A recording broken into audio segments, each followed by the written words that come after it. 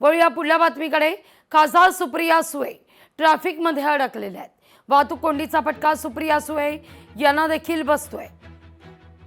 पुण्यातील पक्ष कार्यालयात ध्वजवंदना करता सुप्रिया सुळे मुंबईहून निघालेल्या होत्या पुण्याच्या दिशेने, पण वाहतूक कोंडीचा फटका सुप्रिया सुळे यांना देखील बसलाय।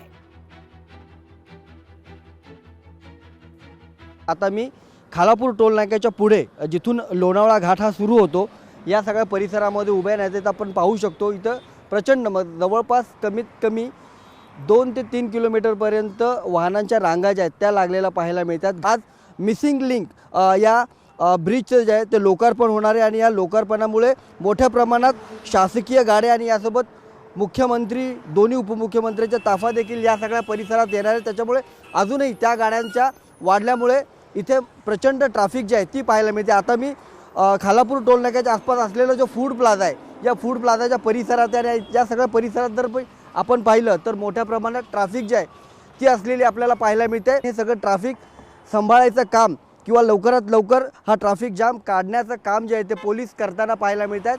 आता जवळपास हा रस्ता मोकळा व्हायला सुरुवात झालेली आहे, मात्र पुढे घाटामध्ये अजूनही तेवढीच मोठी ट्रॅफिक पाहायला मिळते।